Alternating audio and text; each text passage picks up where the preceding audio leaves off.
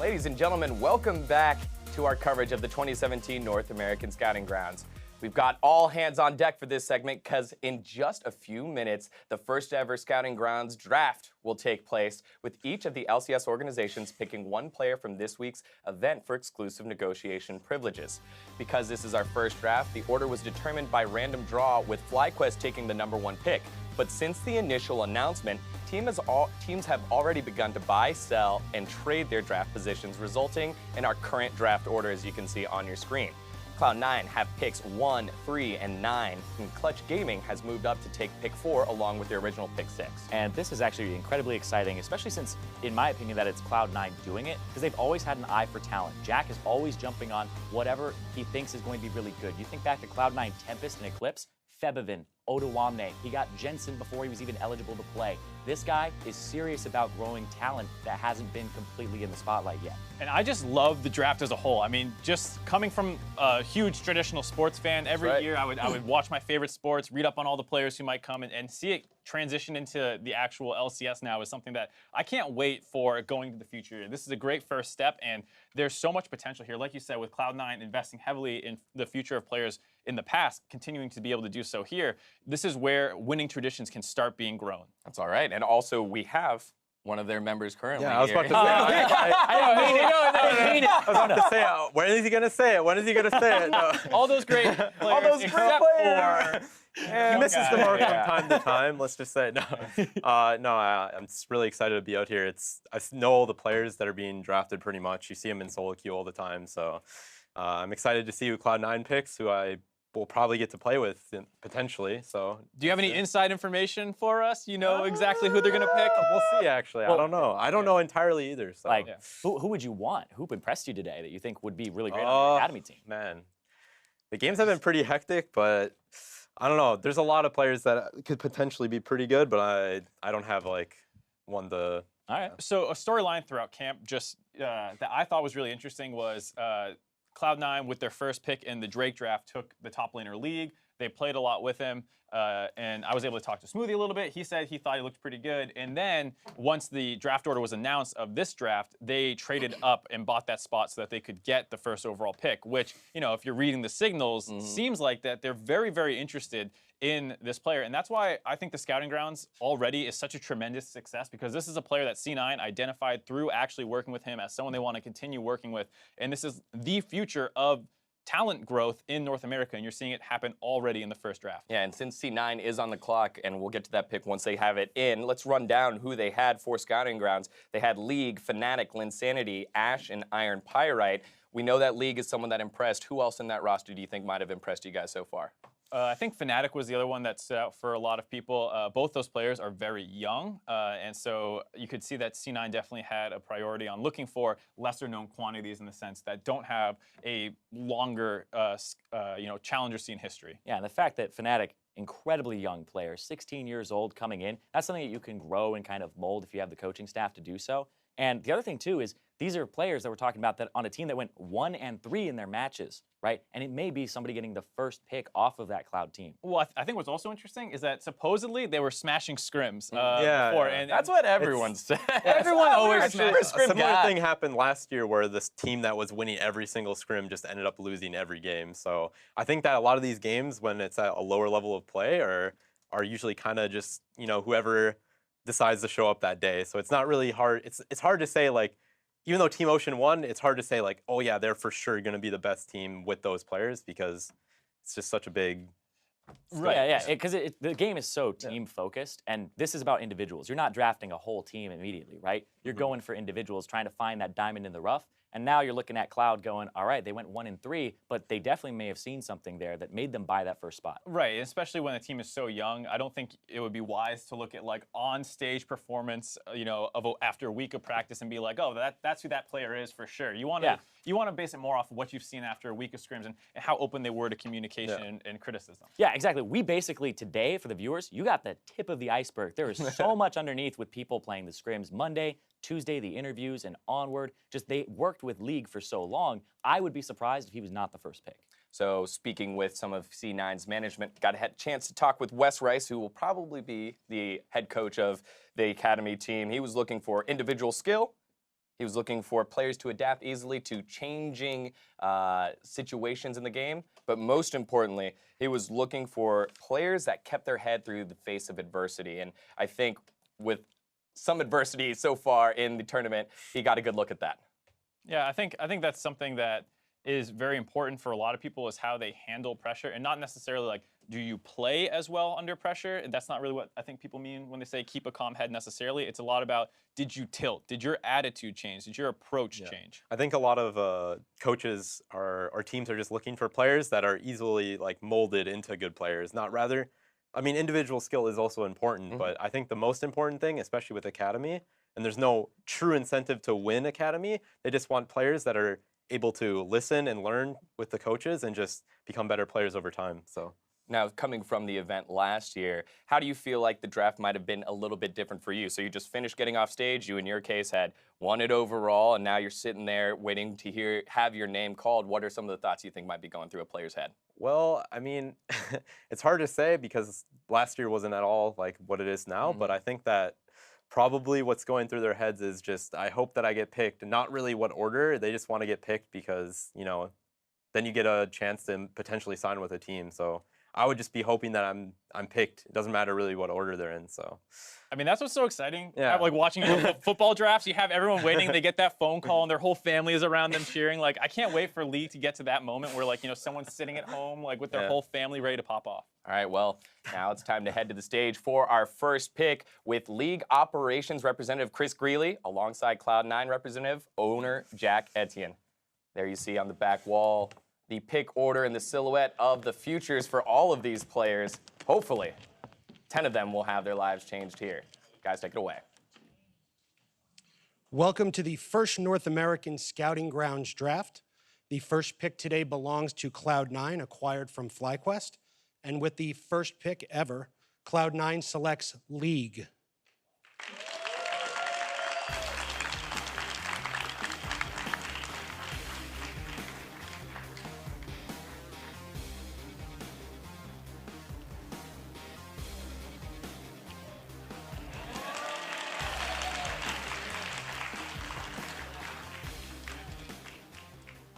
And Echo Fox is now on the clock.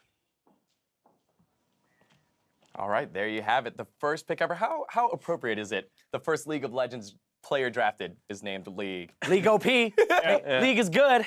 That's right, League OP. I love League of Legends. You got a new teammate. Yeah. Talk to us here about what your thoughts were on League. Oh, yeah, no, I mean, I got to sit in and watch them play, you know, just yesterday, and he's just, overall, he seems to have a really good mindset about the game. He's really willing to learn, and he has a huge champion pool. Plays tanks, he plays carries. He's willing to play new champions, and I think that's a lot like what teams want. They want someone who can communicate, someone who can learn, and someone who has a big champion pool, and he had all three. And the other thing, too, is whenever you're looking at who people are drafting for their academy team here, I think it's important to look at what positions are open potentially on the main team, because Licorice is a new guy coming in, and a lot is expected of him. And if he starts to have troubles, you want someone who you can potentially put in. And obviously, that means it can't be an import player. So already they're kind of bolstering what was one of the biggest question marks with their team here in the draft. Yeah, I wonder if they draft a jungler next. No. That's awesome. He turned so fast. All right. That'd be a report. Yeah, so Zikin Zhao League, now the first player ever drafted by Cloud9. Up next is Echo Fox, and now this is a team from the LCS last year that had moderate success, didn't go into relegation. Never went to but playoffs. They didn't go to playoffs either, so they're looking to make some big moves as well in terms of players drafted. Right, and I think for them, once again, kind of looking at who is not their import players, you're potentially looking most likely at some jungle stuff, because there were a lot of really promising young junglers here, 2 16-year-olds, I believe a 17-year-old, so really young players overall. They have Dardoch, who is, you know, social media-wise saying he's definitely going to have a new approach this season, but I think you have to have some sort of backup plan with him, just knowing the volatility that he comes with, just speaking frankly. And so I think there's a lot of good people here that you can potentially look to. So I wouldn't be surprised to see Spica, Fnatic, or even Blabberfish go at the second spot here. Yeah, and this is the first team throughout the draft that wasn't one of the teams in the scouting grounds, so they don't have as much of a look in the inside because they didn't work with 5 players for the entire week, right? Yeah. So Echo Fox are kind of on the outside looking in, and they're going to kind of judge things by the face value of them and word of mouth as well. Yeah, and if they are doing that, that means there are a lot of Team Ocean, Optic Gaming's team that they got to go ahead and coach, players that were available. A lot of those players seemed academy ready. What did you think was the jungle that stood out the most for you? Because if we're going with the jungle line of logic, who would you take with the second pick? I mean, it's kind of hard to say, honestly, because this meta was not very good to show off your individual performance. Do you play so to Gragas say. well? Gragas Sejuani? Yeah. So basically, yeah, I think that the jungle meta just kind of made it very difficult for the players to show off. So I would probably go with either Blabberfish or Spica, but it's kind of a toss-up, really. They didn't get to show off very well because of the... Hey, I got to cut you off here, so we're going to go ahead and toss it down to an interview with the first pick ever in Scouting Grounds, Avali May and League together. Thanks, guys. I am here with League, the first ever draft pick. You're the first pick. How does that feel? It feels really unreal to me. I think everybody expected me to be the first pick, but yeah, it was just super unreal for me. So that's a lot of confidence, and you were playing with a lot of confidence today. Cloud9 picked you up. What do you think about the org, and how excited are you to become a part of it? I think C9 is an org that cares a lot about their players. Like from their coaching style, I can tell that they're really player focused, and they really thought about like what the players or their opinions. So I think it's a really good org, and I would like to be able to work with them.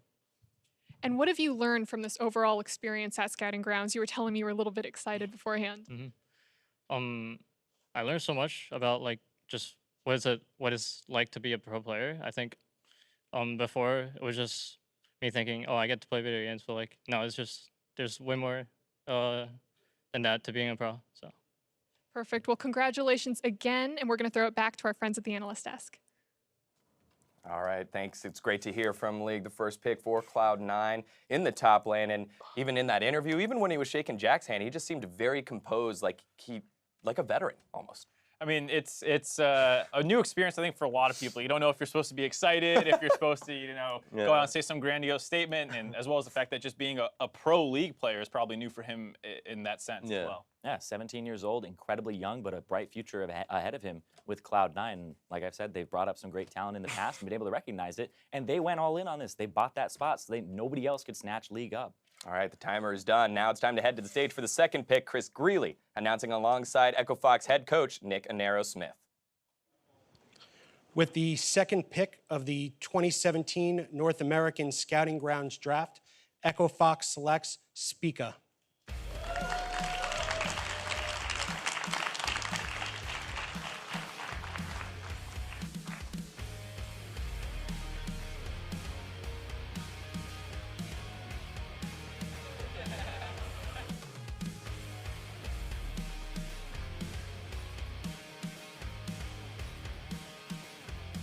And our next pick belongs to Cloud9. They are on the clock.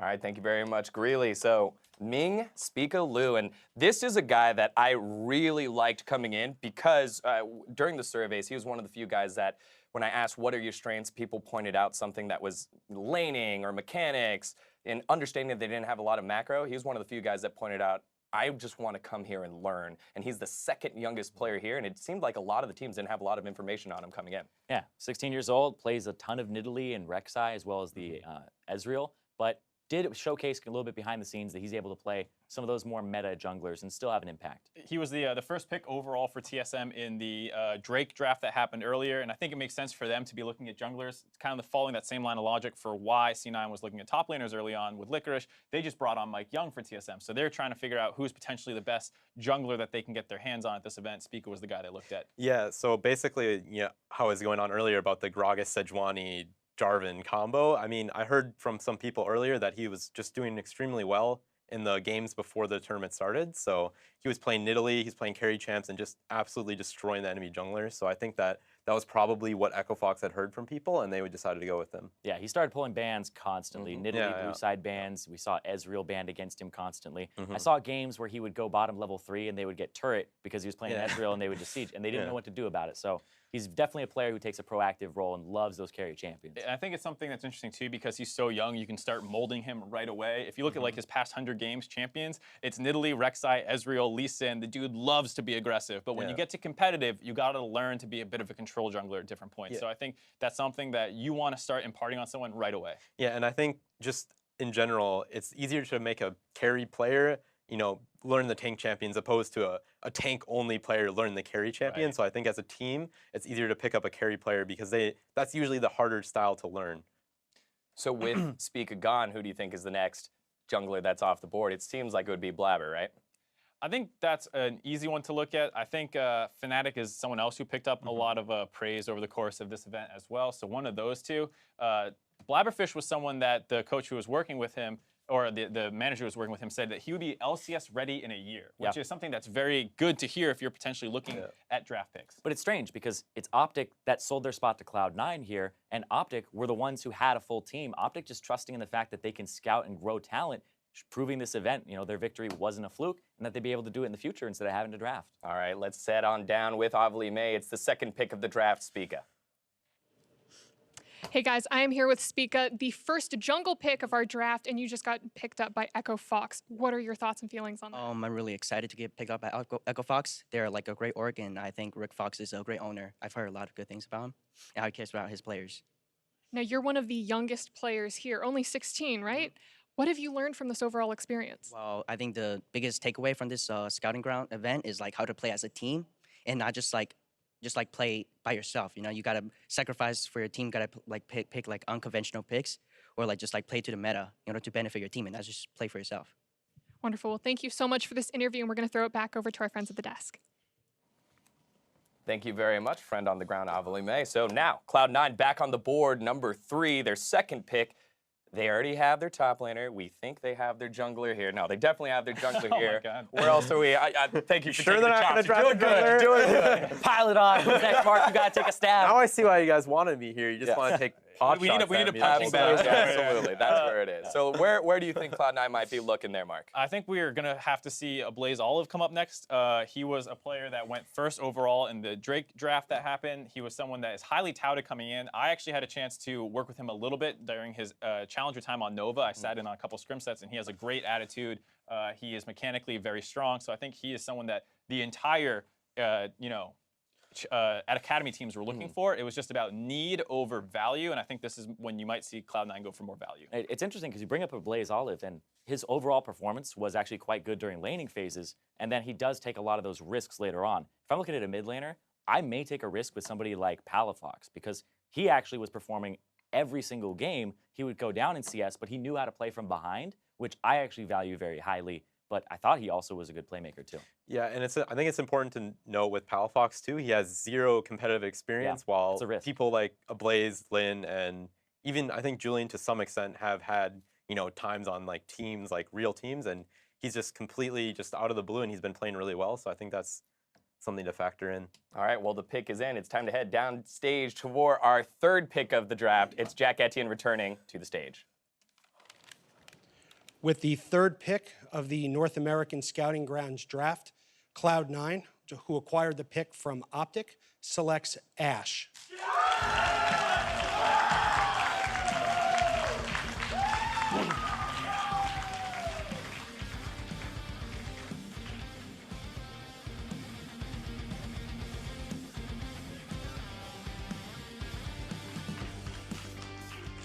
And Clutch Gaming is now on the clock. All right, experts, what happened here? I was doing okay until that one. Ashe is actually the only AD carry that I personally was not impressed by, but Cloud9 must have seen something working with him in the last week that they thought, this is our guy. Because you have guys like Value, like Prismal, who impressed in their play constantly. And we saw Ashe, even today on the stage, make some pretty critical flubs that cost his team the game. They're just saying that's a bad game, and Ashe is the pickup. It's understandable to want to work with someone you have experience with here, but just in terms of from an outsider perspective, this is definitely a bit of a shocker pick. If it wasn't a Blaze Olive, I don't think we would have been stunned that they took someone else. But to go for Ashe like that, I think was a surprise for most people. Well, they go for Ashe there as well. You think somebody else is going to pick him up because Cloud9 have 9th pick. Is somebody in that middle part going to pick up Ashe before you? I'm unsure. There's got to be something that we don't know that really impressed Jack. Yeah, I mean, they had the most experience with them, so there has to be something there that they saw and that no one else from the outside could see. So I'm pretty confident in Jack, like you said earlier. I mean, he does pick up pretty good talent from time to time, but He definitely does. And there's a little anecdote about Ash where when we were doing the scrim games, one of the computers went out and he was actually separated physically from the rest of his team playing in the scrims. And so it really showed his ability to deal with adversity not in the game. So it's just like, hey, look, I'm in these uncomfortable circumstances. It doesn't matter. I'm still going to perform. And he still was picked up by Cloud9, and Cloud9 valued him pretty highly. Yeah, and I think it's fair to say, what we said earlier in the day, where it's okay to not put too much stake on the performance here, and it's a lot about what you learned working with them. And I think, obviously C9 have seen something through working with him that didn't make its way onto stage for us to see so far, but that's the magic of the draft, is that you never know exactly how a player is going to turn out. All right, let's head on down to Avali, who's standing by with Johnson, Ash, Cal. Take it away. Thanks, guys. I'm here with Ash, the first AD carry pick and the second pick for Cloud9, the team that you've been playing for. Are you excited? Yeah, I'm really excited. I mean, you were doing like a little bit more of an excited dance. Do you want to tell me a little bit more why you're excited? I think a lot of people would be surprised that I was picked, but I have a lot of confidence in my play, and I'm glad C9 saw it in me. Now, I think you had some connection with Westerice, or what was it like working with him? Westerice is a really nice coach, and he's really open to players' opinions. So it was really nice working with him, and he lets me do whatever I want, basically. I love it. Now, as soon as you got picked, we heard some of our analysts on the desk being a little bit doubtful of your skills. Is there anything you would like to say to them to maybe prove them wrong? I will definitely prove myself when I get on Academy, and I know my play was off, but there's definitely something C9 saw in me. Well, I believe in you, and I wish you the best of luck on your team. Let's hear what our analysts have to say about that. Hey, stop trying to start some beef here, Yeah. Avali. We were just making I didn't some say analytical anything. play. I didn't say anything. It was just these two over Yeah, here. I hope he proves it. Yeah, you don't want to flame your teammate before you play with them. All right, moving on. We have the first new franchise on the clock. It's Clutch Gaming, and I had a chance to speak with some of the Clutch Gaming representatives for their academy and for their team, and they were looking for an all-around player. Some people were looking for mechanics, some people were looking for intangibles, but speaking to their coaching staff, they want to find one or two guys that they can fully develop and be ready in a year. Yeah, and they bought this spot from the Golden Guardians, so they moved up in the draft, and I'm thinking mid laner. Mid laner potentially, as well as potentially top. I believe the rumored top laner for them is Solo. I think I've heard that, right? So if that's who your top laner is, that's a potential area, again, where much like the C9 situation, you could see, but needing some depth at that position. And the weird thing is, I don't feel like there were a ton of tops that stood out over the course of this tournament. I think Kaizen looked really good on the few champs he does play, but there's always been some champ pool depth questions with him, so I'm really interested to see what they go for. Yeah, same with Pie Cake Lord in terms of one-dimensional play and champion pool. Yeah. League was kind of the one that, Cloud9 jumped at that. Right, absolutely. Yeah. I mean, I think it's kind of a toss-up between the two mid laners that I think did the best, and that was probably Palafox or Blaze Olive. It's kind of more what you're going for. Blaze Olive is more of a tested player. He's played competitively for a while, and he's always performed pretty well. So if you want to go with that, then that's an easy choice. But I think that Palafox also is a good option. Yeah, what's his ceiling? That's my question for Palafox, right? Is he going to crumble under pressure? So far in Scouting Grounds, he proved that it's not just solo queue that he's good at. I want to see what happens if he does get picked up. Like, he's the guy that I'm looking if somebody's going to take that risk. And he's still pretty young, too, just 18 years old. I mean, a lot of these guys are super, super young, so it's not like anything that's true about them right now will stay true. Yeah. Right, we've seen players grow, we've seen them falter. We'll get to see what's next. Now, it's time to head to the stage for our fourth pick. League Operations Representative Chris Greeley, alongside Houston Rockets Director of Esports Development, Sebastian Park. Guys, take it away.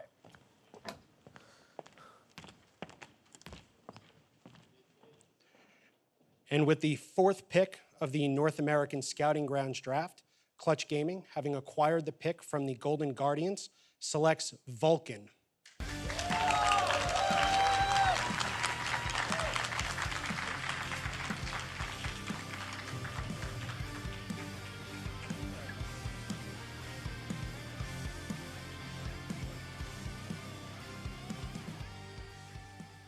And for the next pick, Team Liquid is on the clock.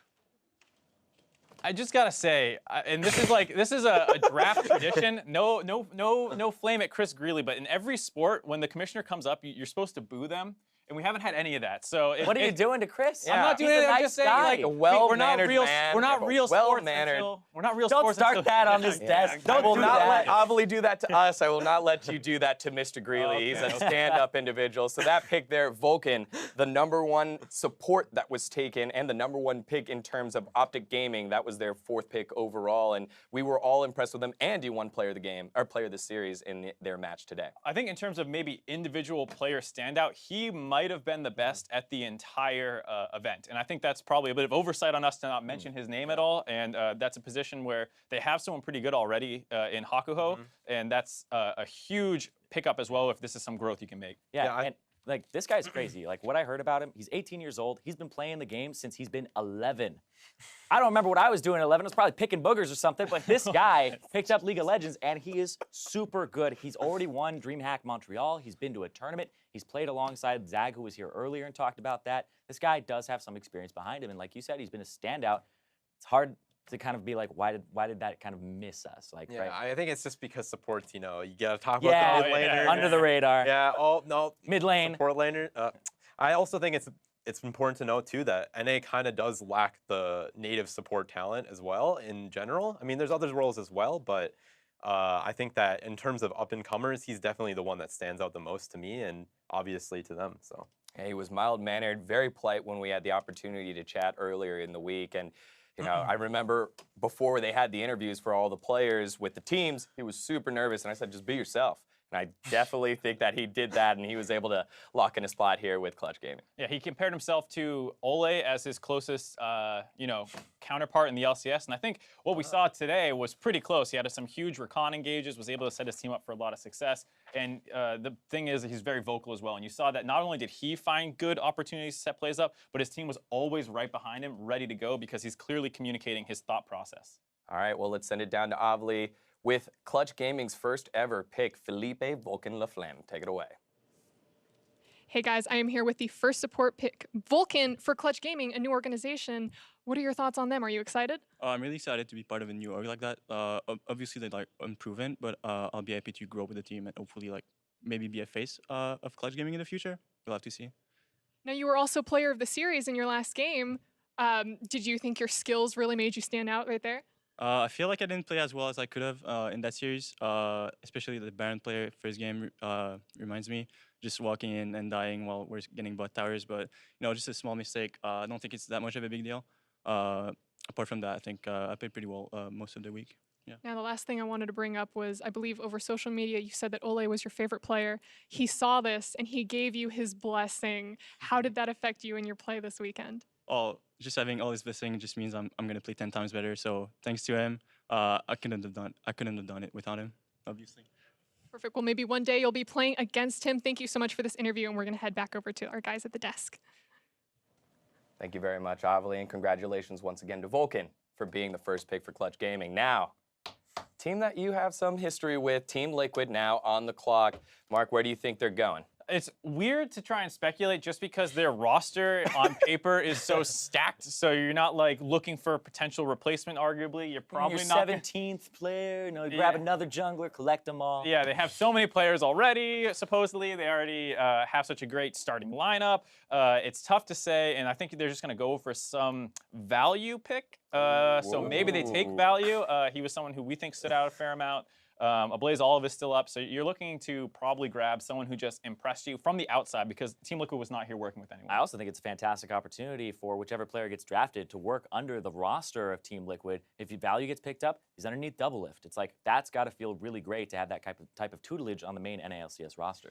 yeah, I think I'm gonna have to go with it's probably gonna be one of the junglers because both of the junglers that are left, or two of the junglers that are left, I think have played really well. Like Blabber and Fnatic, yeah, have been doing just really well in general recently. So I think that those were surprisingly not taken earlier on, especially Blabber. Everyone thought he would be taken a bit earlier, so I think that that's probably what they're going to go with. All right, well, the pick is in, and now it's time to head back down to the stage for our fifth pick, Chris Greeley, joined by Team Liquid Academy coach Tim Cho.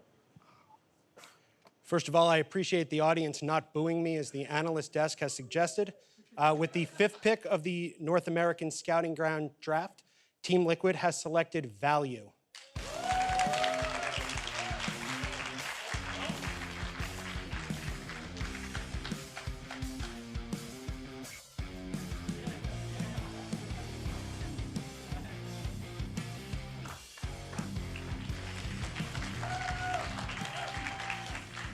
Clutch Gaming is on the clock.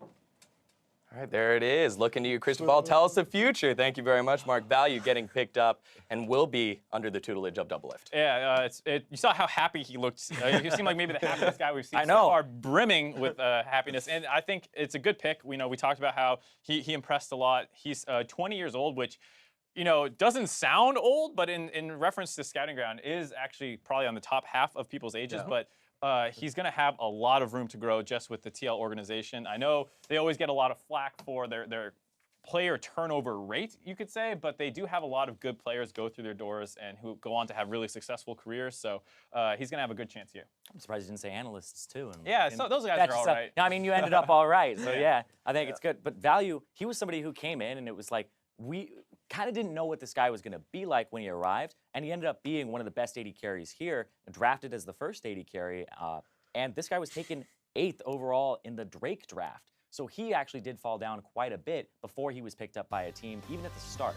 And the thing that stands out to me was his play style over the course of the event, because you see he has really good KDA, and he was a player who, when interviewed, said he was more like a prey, a more consistent player, wanted to hang back and follow up with the team. He wasn't like, a lot of people just said aggressive. Everyone who interviewed almost always just said aggressive, but he was, I want to be calculated, I want to be smart, and I think you could see that. He was very, very calculated in his play. Yeah, and I think that's really what you want from an AD carry at the end of the day. You just want someone that, gets the damage out, doesn't die, doesn't get caught, takes towers, and just, finishes the game without getting caught. So. And there was definitely a question about his champ pool earlier. We had him pegged as a poke utility type AD carry player, but he definitely stepped up huge here with the Xayah and got the player of the series and showed off great positioning and knowing exactly what his job was. Yeah, I think that's what it is. It's a very much a do your job role. And you heard, I think it was actually Prey in an interview, might have been Bang, said the #1 thing an AD carry can do is not die. That's the first thing you have to do. And that was right after he played against Misfits and got like Leona blitzcranked. Yeah. That was my favorite. Yeah, so it's very true that like consistency is king at the AD carry position. All right, so next pick, Clutch Gaming on the clock yet again. We got to see their first pick earlier. What kind of foundation are you trying to create as a new franchise? You have possibly a lot of your team in place, but what are some of the thought processes that you go through when you're like, all right, these are the 2 roles I want to build around based on the players that are available? It's interesting because Clutch Gaming has done a lot of talking about analytics and metrics and all these kinds of more scientific approaches. So you probably want a player who does seem open to that. So if you've gone through and read about all the players and their approach to the game, you're probably looking for someone who does have a little bit more analytical of a play style. Unfortunately, I don't have time to go over every single one that was in here right now, but they might want someone that lines up with their culture a little bit more than just skill. Something else that jumped out at me when I was speaking with their coaching staff is that they're not afraid of veterans. And right now we're seeing a lot of young guys getting drafted, Value being the oldest so far at 20. We talked about Nintendo's experience. We got to see his demeanor. Not saying that's where they're going, but how do you feel about possibly drafting an older player with a little bit more life experience and game experience in your academy team? No, yeah, I actually completely forgot about Nintendo. No offense to Nintendo, of course, because I think he played really well actually in this tournament. So I think that there is a lot of value though to draft someone that does have experience on your academy team, because they're probably going to be playing with a lot of younger players, and you want someone to kind of lead them, because you can't just have 5 new players. I mean, you could, but it would be very difficult to have no leader, on the team. So I think there's value in drafting him. And Nintendo was a dude who turned some heads this event where people said, I didn't realize he was still so good. All right, so the next pick is in. We'll get to see who they go with. Houston Rockets Director of Esports Development, Sebastian Park, returning to the stage with Mr. Greeley. And with the 6th pick of the North American Scouting Grounds draft, Clutch Gaming has selected Palafox.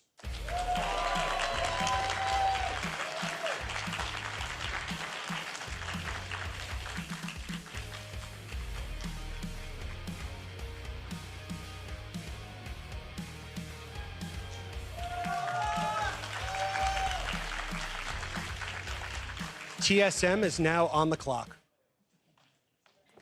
All right, you jumped up as soon as you saw that pick there, Zyrene. Go ahead. I was like, I love that they're taking the risk. I said in the 4th pick when they had it, I thought they were going to take him then. They went Vulcan, and that was an incredibly smart pick that we had forgotten about. But now we're seeing Clutch Gaming go with the risk of picking up Palafox. But I feel like it's not that much of a risk. He's already shown he's at this level. That's what Scouting Grounds is for. It's to show that you can make those highlight plays. He's not afraid to go in and have a massive effect in those clutch moments, and he's so consistent on top of it. I think he was really interesting when we were looking at his kind of match history over the course of the seasons. He was a player who actually swapped positions around a lot. He spent a lot of time as a top laner, as a jungler, before settling on mid a lot more frequently in recent years, and having that experience can help. Yeah, it means you know what your team needs at almost all times. What if I'm the jungler? What if I'm the top laner? It's something that, NA gets a lot of criticism about, where our players don't really play off-role as much as Koreans do.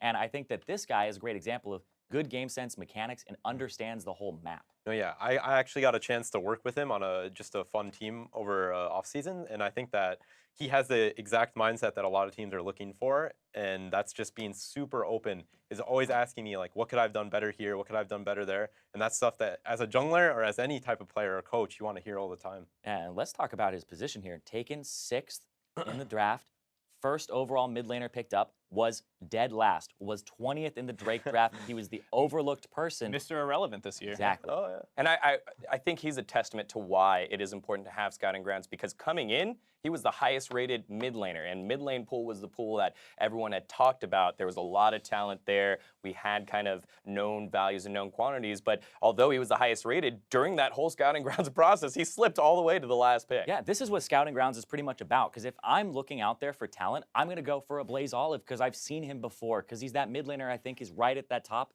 of the challenger ladder. He's kind of like the cream that's risen up, but there was this other layer there that I didn't see with Palafox, and this is kind of what the Scouting Grounds is for, because Palafox probably would have been still playing solo queue, and it would have been really hard to get that connection to go that next step. This has been kind of the bridge in its path to pro. All right, so congratulations to Palafox to being one of the pillars of Clutch Gaming's new academy team, but now we got the champs, TSM, on the clock. And TSM is an interesting franchise because they're known for winning, they're known for doing great, but they haven't really invested a lot in an academy team in quite some time.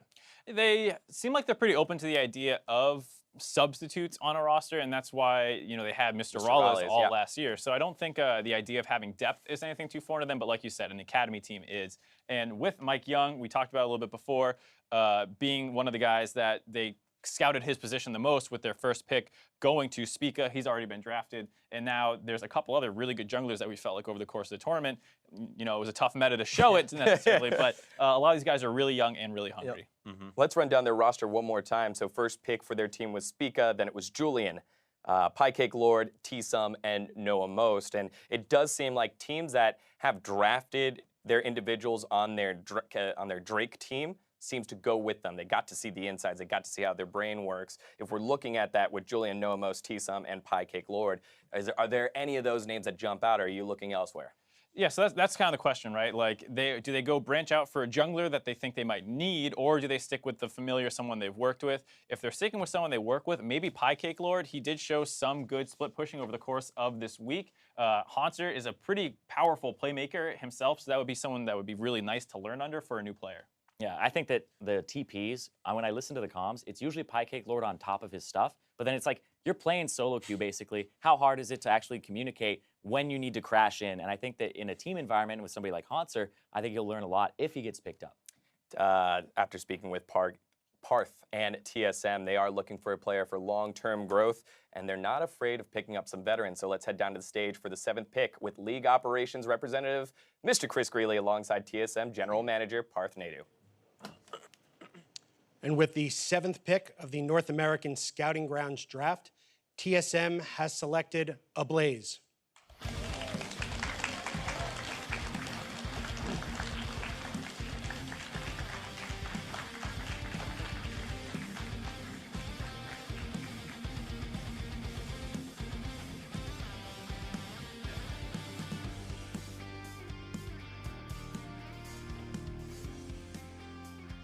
Hundred Thieves is now on the clock.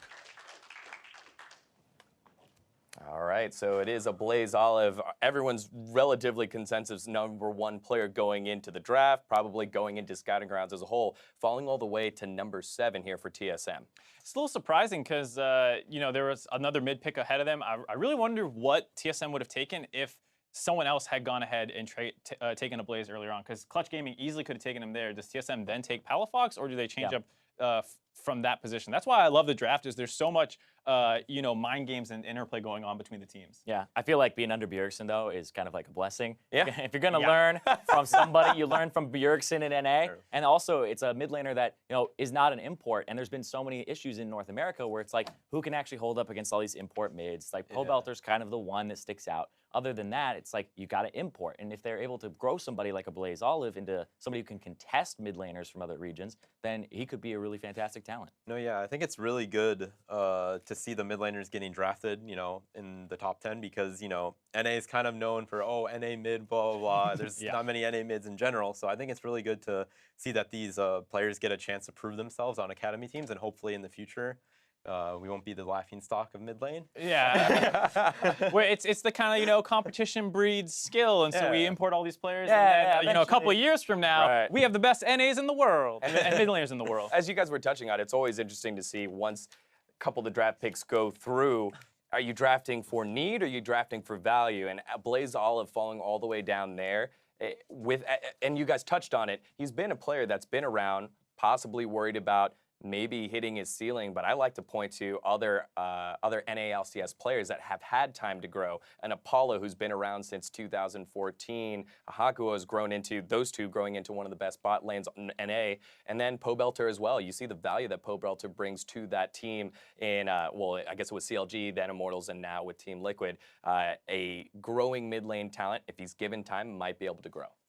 And he's someone who, despite being known in the scene for a long time, is still really young. I mean, he's 19 years old. It's not like this guy's 23 and has been... His talent's gone. He's 19 years old. He's washed up. I mean, obviously, Mike Young's already a coach now. Rookie, one split, you're out. Yeah, I mean, we don't even know where the limit is for age for esports anyways. You have great players, 26, 27, people getting married, still playing the game. So it can be any age. No, yeah, I think it's a lot to do with, rather than age, it's with environment when it comes to developing talent. Someone might have hit their ceiling in a certain environment, but when they move into a new environment, it's a lot easier for them to grow as a player. So I think even though, someone like Nintendo or Value might be a bit older, with the right environment, they can improve just as quickly. All right, well, let's send it on down to Avali May. She's standing by with a Blaze Olive. Hey guys, I am here with a Blaze Olive, the new pick for TSM. You're going to be working under Bjergsen, Parth, all of the TSM organization. What's going through your head right now? I'm just so excited. I've always looked up to Bjergsen. When asked who I feel like I am most familiar with in playstyle, I chose Bjergsen because I thought he was just the best, and everyone looks up to him as the best. So I'm super excited that I had the potential to work with him. It's going to be amazing. I'm so excited for you. You played in Challenger Series beforehand, and then you came into Scouting Grounds. What was the difference between the two? Definitely the biggest difference is that in Scouting Grounds, people were so willing to learn, and the teamwork was so much there. On Challenger Series, people were really focused on winning, and I feel like it kind of created a lot of negative energy. But in Scouting Grounds, people were really focused on becoming a great teammate, and it was really awesome playing with my teammates, and I'm very excited. Do you have one specific thing that you know that you improved on just from working with this amazing pool of talent? I definitely improved upon becoming, being able to identify, strong side, weak side, but as well as being able to stay in the game and not over focus on a mistake, like a personal mistake I made. That was one of the first things that we were taught, is to just say, it's okay if something bad happens, everyone repeats it. So I learned how to kind of just take those big mistakes that you made individually and kind of forget about them during the game. Well, congratulations and the best of luck to you in your future. We're going to head back over to the analyst desk. And that's kind of what I noticed from him throughout the Scouting Grounds, was he was the guy who would take control of the game and always just want to be in the driver's seat. If somebody else messed up, he's got to compensate for it and take control of it. And I really think that him under Bjergsen will be cool to see. All right, congratulations again to a Blaze Olive for getting picked up. Now, 100 Thieves, 10 seconds left. Quick takes. Who do you feel like they might go with? Quick. Probably a jungler. Go. Also a jungler. I don't care. They pick up something, and I want to know what it is. Let's go. 100 Thieves, take it away. And with the 8th pick of the North American Scouting Grounds Draft for 2017, 100 Thieves has selected Kaizen.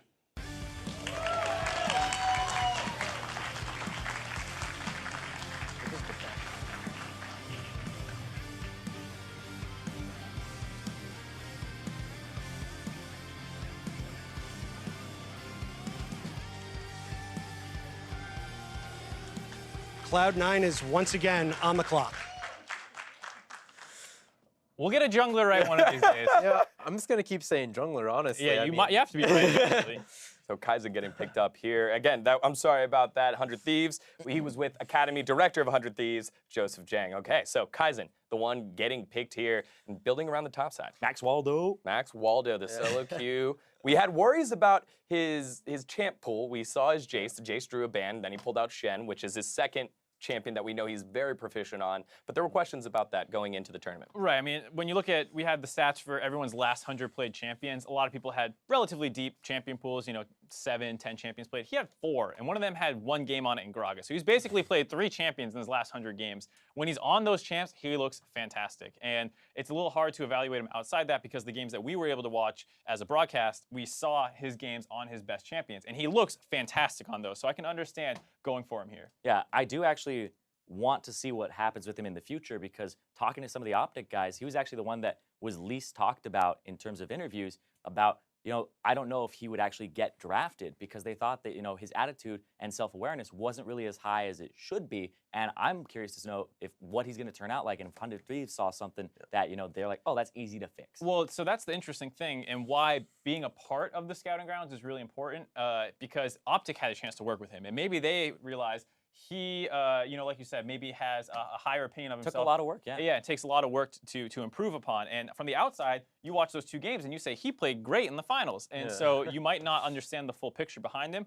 And I'm sure this is something that he's going to be very eager to prove that it was worth the pick on him. Yeah, I mean, I think you could also go with the same line of thinking with junglers that like to play aggressive champions. He kind of likes to play aggressive tops, right? And maybe they think, his champion pool might be small now, but, he knows how to play Jace. Those are some of the harder champions in top lane, really. Jace, I mean, Shen not so much, but if you're a Jace player, usually you got some sort of mechanics on you. I'll say Shen's a little harder playing competitive. I mean, like setting up good plays. No, he's still a tank, but yeah, of course. Yeah, and today we saw that he was able to push an advantage, but we also saw he was able to lose gracefully in terms of lane, and he's going to be playing under Someday, correct, right? So this guy, I feel as though he's going to learn a whole bunch if he's signed to this team for the long term, and really excited because there's a lot of potential here with Kaizen. He's the guy who stood out to me in those games because he was up against Piecake Lord, him up against Someday in practice and stuff. It'll be a treat. Oh yeah, if they're practicing versus each other, get ready to learn how to play carry champions because Someday's pretty good at that. Yeah. All right, so we're moving on to the next team up on the clock. It is Cloud9. Cloud9 with their 3rd pick here on spot 9. Only 2 picks left, and there's still a couple of players that were drafted second in the overall Drake draft. Sorry about that. In terms of Fnatic, Julian, and Blabberfish, those 3 are guys that were valued earlier when we made the teams. Where are they going? Okay, so they already have a top laner. They already have a jungler. There it is. I mean, you hope, right? You hope. And they also have Ashe now in the AD carry role. So mid and support are kind of the 2 places that you would look to pick something up here. So one of you pick mid, one of you pick support. You guys are going to be right. One of you is going to be right. Yeah. All right, so I'll take support. We'll go with Iron Pyrite. Okay. Yeah. Okay. So you don't want me to pick that one. So I would say potentially Winter. Winter has already been a sub for Cloud9 in the past. And I would not be surprised if they say, all right, let's return. Let's see. He's grown, and we'll have him back. Yeah, Winter did look pretty good in his matches today as well. No, yeah. I just think that potentially, I think there's still one mid laner that's left that has shown that he's a very good player. He just didn't have the best showing here, and that's Linsanity. No one's really talked about him because his showing was kind of subpar, but if you play him in solo queue, you know this guy is a very good player, and that these games don't show everything about a player, and we saw that with Ashe getting 3rd pick, so. Yeah, that's true. Well, on day 1, with a lot of the teams here just evaluating, coming in with some information, one of the players that was very valued and talked about was Julian. Julian was in earlier. A lot of teams had them rated highly coming in. He was picked early on by TSM, their 2nd pick, and so it does seem like he would be another candidate there with already Palafox and a Blaze Olive taken away. There was a lot of talk around the mid laners over the course of this event. I didn't feel like a ton really stood out too hard. I think you saw good things out of Blaze Olive in terms of his aggressiveness, and then you saw really good things out of Palafox in the finals. But everyone had good moments and bad moments from the mid lane position. You saw sometimes really over-aggressive in 2v2s in the mid lane with the jungle mid skirmishes. So I think a lot of them have a lot of room to grow. 2 picks left. We'll get to see who is going to be next for the 9th pick and Cloud9's overall 3rd pick. It's going to be owner Jack Etienne on stage. And with the 9th pick of the North American Scouting Grounds draft, Cloud9 selects Blabberfish 2.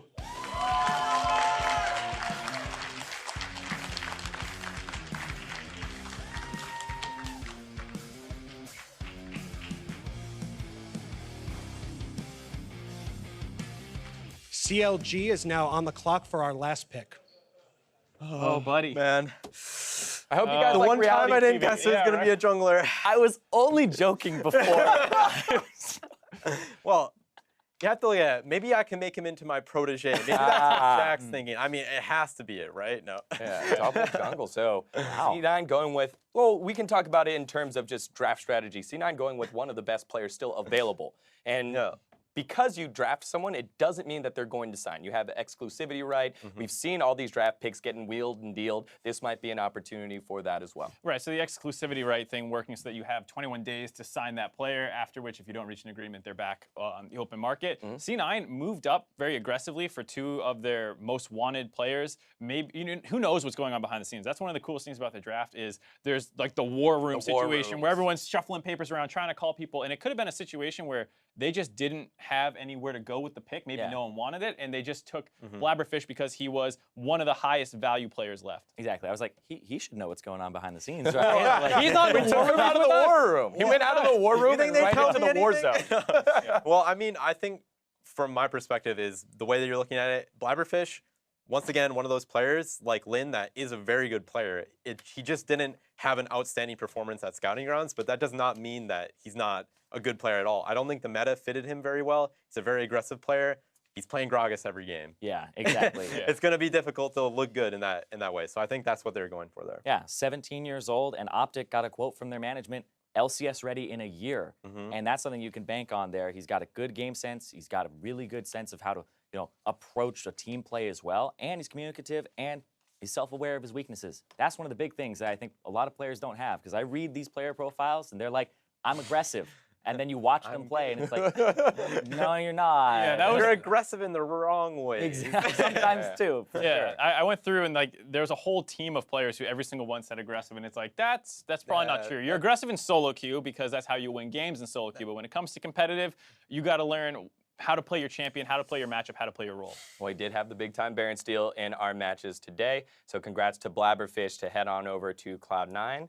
See how that pans out in a little bit. Now on the clock. Final pick, Mr. Irrelevant coming up. It's CLG. So CLG, one of the teams that got to coach here, got to see hands-on with Team Mountain. And it doesn't seem like they've had to retool their LCS roster. They are known for growing some academy talent. They have a full roster according to the last reports that I heard. And they're not opposed to picking up a new player, trying them out. No one's spot is safe. Yeah, and just to clarify, if people don't know what Mr. Irrelevant is, it's a colloquial term from traditional sports. I mean CLG, man. No. It just means the last pick of the draft. So it has nothing to do with any of the player's skill or anything like that. It's just an old term that's fun to use. And just to go back to what you're saying about CLG, as a team that did manage to work with a lot of these players, you would expect them to stick somewhere in-house with this pick, I think. I'm unsure. I mean, I'm kind of all over the place. Like, I think Winter is quite good. They have, I believe, Biofrost on their roster now. They do. I think Winter is somebody that could be a good pick. Wouldn't be surprised to see possibly Nintendo be picked up here, because I think that he's a player that a lot of academy teams could want for that reason that he has experience, and they want someone to kind of lead them. And I think that he's a good pickup. He's a good player. Well, I think what's interesting is not just what value does a player bring to your academy team, but can they bring value to your main roster as well? Nintendo is a guy who's played in the LCS before. And so if you're looking for someone to come in and maybe sit behind Rainover in scrims and say, how can we use him and how can we improve? And I know Rainover is a guy who likes to talk to people. He's very, very willing to learn from other people. And if Nintendo, you think, is the most experienced jungler, understands competitive play the most, which a lot of people feel like he did in this event, I think you can understand why CLG could go for someone like him. Now, you know who I think would be the best fit stylistically is Piecake Lord, because Darshan has made the exact same transition of split push god, the Nasus, the Jax, that style, and knows TP flanks like the back of his hand. I think the Piecake Lord would be a good fit stylistically if you wanted to grow somebody into that same style. All right, well, the pick is in. The final pick of the Scouting Grounds draft. Let's head on over back to the stage with Chris Greeley and CounterLogic Gaming Director of Esports, Matthew Nasha. And with the 10th and final pick of the 2017 North American Scouting Grounds Draft, Counterlogic Gaming selects the dude, Nintendo X.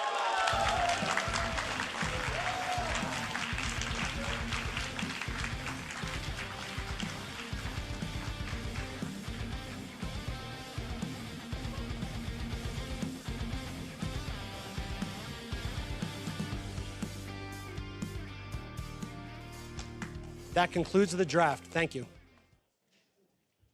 You're welcome, but we're not quite done with our coverage here, and good call. There it is. 1 for 10. Yeah. 1 for 10. That's all that matters. Yeah, here. we close out on a win. That feels good for us. Plus, seeing Nintendo potentially back in the LCS, at least on an organization again, is such a great feeling for anyone who's been a longtime LCS fan. That's right. Going back with his second place GGU teammate Darshan when he used to be known as what everyone used to call him, Zion Spartan.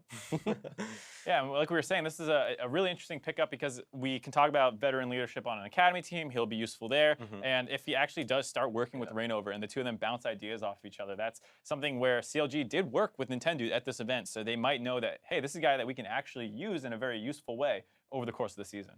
I'm actually really happy to see him back. Like, he hasn't been around for a few years. Last you saw him in professional play was Team Fusion expansion tournament, trying to get in, fell down, and kind of like he said, he's now healthy, and it's really great to have him here. Yeah, and I think a lot of people might have counted him out from the get-go just because, you know, oh, it's Nintendo. I haven't seen that guy for 2 years. But Emerging talent. yeah. Like, but you have to realize that there's other things that team want other than, you know, young talent. Like, that's, you know, the focus of it. But there's other things that you can get from a player in this draft, and I think that it was a smart pickup by them. Yeah, like you said, kind of forgotten about, 10th pick in the draft order here, was 17th in the overall draft, in the Drake draft. That's actually huge. He was the last pick for Mountain and for CLG. And for junglers as well.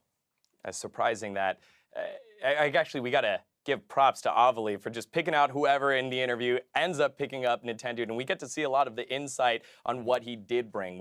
I had heard the stories throughout the week that he was the kind of player that had a lot of game knowledge, that brought a lot of the veteran leadership. It was him and Ablaze Olive there for Team Mountain. But then to hear him say, hey, I was also the guy that has gone through a lot. I've been through adversity, and yeah, we're behind in this matchup, but we can still do it, guys. That sounds like a player that you want to have around. He's incredibly passionate. You could tell that he wanted this, that it was taken away from him, and he wants it back after all these years. And I'm so excited to see him because I think he's going to come back with a fire and a great kind of boost to the academy squad that he's going to be on, because I think Zix can definitely work with that too.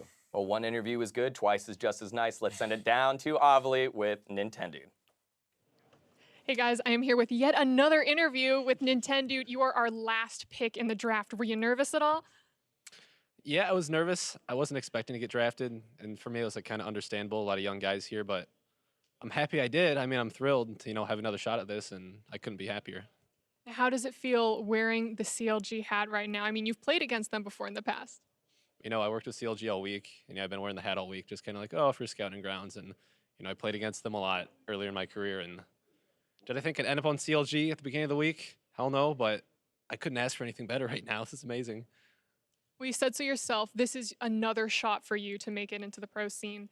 What do you plan on bringing to the table? I think a lot of experience. Obviously, CLG has a lot of experience already, but as far as what I bring to Academy, I think I bring a role of leadership. I'm hoping they saw that in playing with Team Mountain this week, and I think that's the main thing I bring. And I'm just hyped, and I'm hungry, I'm ready. Let's go. Awesome. Well, I'm super excited to see you back in the scene, and I wish you the best of luck. And to finish it off, we're going to head to our analysts.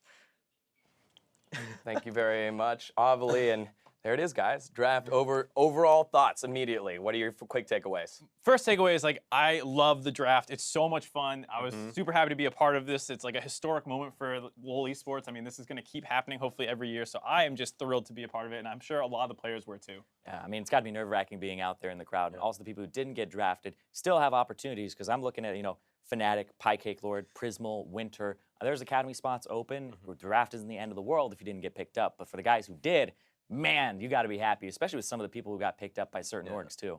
It's just good to see players that probably wouldn't have had a shot, like Nintendo or Value, or a lot of the players in the draft probably wouldn't have had a shot at going pro at all.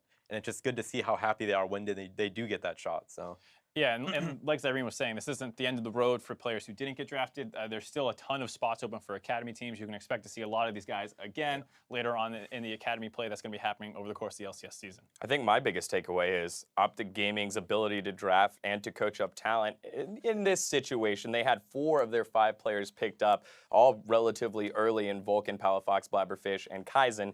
And so they said, I'd be surprised if these guys didn't make an academy roster. They almost made all of it true so far. I think it's a good first showing for Zabatine in the North American scene, able to go out, win this event, and get a lot of his players with his, kind of helping hand and coaching drafted onto academy teams. So that's a good storyline as well. All right, so with the draft now over, the 2017 NA Scouting Grounds has come to a close. But don't worry, you'll have an opportunity to see many of these faces again when the NA Academy Championship Series starts up in January. And to get your league fix in before the new year, be sure to check out the 2017 All-Star Tournament next weekend. We're bringing your favorite players from around the world to the City of Stars to compete in regional dream team clashes and epic 1v1 battles. The action starts on Thursday, December 7th at 3 p.m. And yes, it has the new runes. Woohoo! And yes, it has Zoe enabled. You Boo. won't want to miss it. Boo. Yeah, I'm super excited for this event. It's always probably the most fun event that you'll see all year. Worlds has all the hype, all the craziness. This was pretty fun. This was pretty fun. But, I mean, watching Bjergsen and Faker team up and the kind of shenanigans that happen at All-Stars is hard to match anywhere else. True. Yeah. And RIP Runes and Masteries. Only Runes now. Runes reforged as we go on. Now for myself, the casters, Zag, Wiggly, and the entire live broadcast crew, thank you so much for watching, and we'll see you next week at All-Stars. Take care, guys.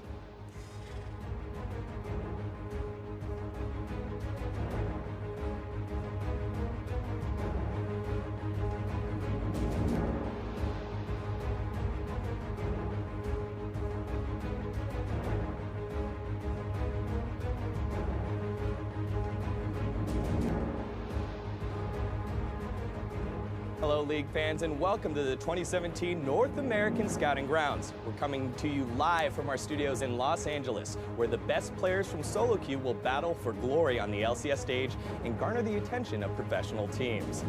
This is 2v2 damage coming down. Linsanity gonna be bursted first. First blood over the way of a Blaze Olive. Wait, we have to fight. We have to fight. He's done. Nice. We win this. Let's go. Nice. Gonna be Ash once more under pressure. Rodolph grabbing the kill as League falls too. Team Mountain is just too far ahead. Cloud's best efforts will be in vain. Team Mountain goes up 1-0. That guy's flashing. Get him. Trying to help. Nice. Good job. Good job. Nice shit. Holy shit. Really good job, guys. And he throws it to the side. Look at Winter. Oh, man, that's a close one. J4. Bears. I'm dead. I'm on Sidra. Nice front line. You're not dead, bro. I got you. The engage onto Insanity, not quite going to be finding the value. You were talking, Cyrene, about how this guy is aggressive. It was very close, almost a game 3, but Mountain will find their 2-0 win. Nice front line. You're not dead, bro. I got you. Zaya. That's my favorite thing in the world. We're on turret. Turret. Keep going. Zaya. Go. Let's go. Driving. Go to Baron. Oh, Black goes down. Blabberfish wants to go in. He's able to find it. Good Lord, man. Let's fucking go. Prismal with another good kill onto the enemy AD carry. The damage comes through. Prismal will fall, but so will the entirety of Team Infernal, and Ocean will push for the win. They're reversing it. The quadra kill. Could it be the penta for Noah Most? They're gonna flash on us. Leave. You gotta keep it. Let's fucking go. Go top. Come with me. Nice, Pi. We can end after this. Let's go. Can they do any more with it? Prismal's able to find 1 kill. They're able to find 3. Can they make it 5? The damage comes through. Let's go. Optics Team Ocean will end up in first place after the Scouting Grounds.